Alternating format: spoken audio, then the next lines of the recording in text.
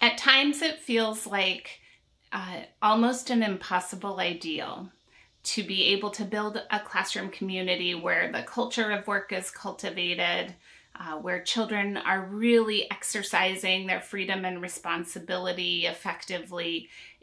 I hear from teachers around the world that, well, my classroom works really well except for this one child, or I've tried everything and I just don't think this child can be successful in a Montessori environment. And I've reflected on these comments a lot because if we go to the heart of what we do and think about our approach, it's focused solely on, the developmental stages that children go through. It really pays attention to the various characteristics of each stage, and we respond to children in every stage of their development. So the idea that some children just wouldn't fit into this really individualized developmental approach is hard for me to swallow. I just don't think that's actually true. But I do understand how we can feel that way sometimes, because when children are not developing as we would expect, it's a challenge for us to puzzle out how to respond to that. A few years ago, I was walking along a creek near my house with my husband, and I saw this ball stuck in the creek. It, obviously had gotten stuck on a rock that was preventing it from continuing to sort of flow with the current down the creek. And it just was churning there and spinning and spinning and spinning. And it made me think of some of these children that teachers have talked to me about. These children that just don't seem to be able to make progress in the Montessori classroom. And so I thought about this ball as I watched it, and I thought, well, how could I help this ball get unstuck? How could I get it free? And there's any number of ways I could. I could march right into the middle of the creek and knock it loose. I could wait for a rainstorm to raise the water level that would hopefully free it from the obstacle. I could wait for a bout of no rain and the water level would lower and perhaps it would get free. Or I could find a large stick and maybe poke it just carefully. Maybe I could throw something at it to free it.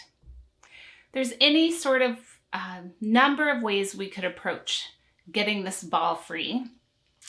And some of it's going to depend on the circumstances. Do I want to get all wet going in the creek?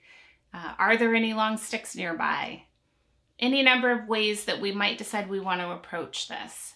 And the same is true for those children for whom it's seeming the environment is a real challenge for them. The freedom and the responsibility is hard.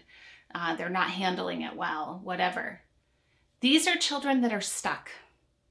Their natural development, their natural characteristics are not able to fully activate.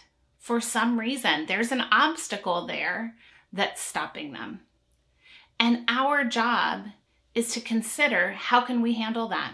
What can we do to either remove the obstacle or help nudge the child past it?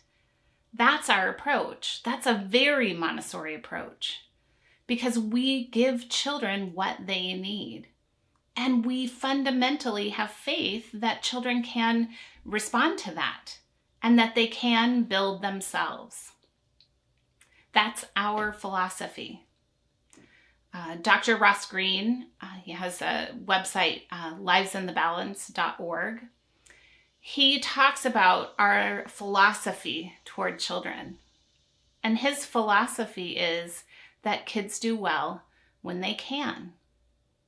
And that if children are not doing well, behaving the way we want or whatever, it's because something's getting in their way. That's a very Montessori philosophy. We know children have these characteristics and these human tendencies, and that they are constructive to help the child build themselves. And if they're not displaying those, then something's getting in the way. It's not that the child is a bad child. It's that something's getting in their way of really fully developing to their optimal potential. So our job as adults is to figure out what's getting in the way and to help the child overcome that obstacle. And so that's the way we have to approach these children in the classroom, the children that aren't working, the children that have behavior issues. That's the way we have to approach. We know that a human tendency is to work. So if a child's not doing it, what's getting in the way of that tendency really flourishing? That's how we approach the children in our class, no matter who they are or what characteristics they're displaying to us. And that's why Montessori does work for every child, because we're at the heart of our work responding to what every child needs. And some children can just, all their characteristics are going to flourish. They just are lucky that they have all of that firmly in place. And some children, they aren't going to in the same way. It's not their fault. And we just have to meet them where they are and work on it. And there's joy to be found in those relationships as well. So we're going to talk through some of the common sorts of things I hear from teachers or I experienced in my own practice of the, aspects, the types of children that challenge us in finding ways to respond to them in the classroom. So we'll talk through some of that and ways that we can really support them and their needs so that they can function really optimally in our classrooms and beyond.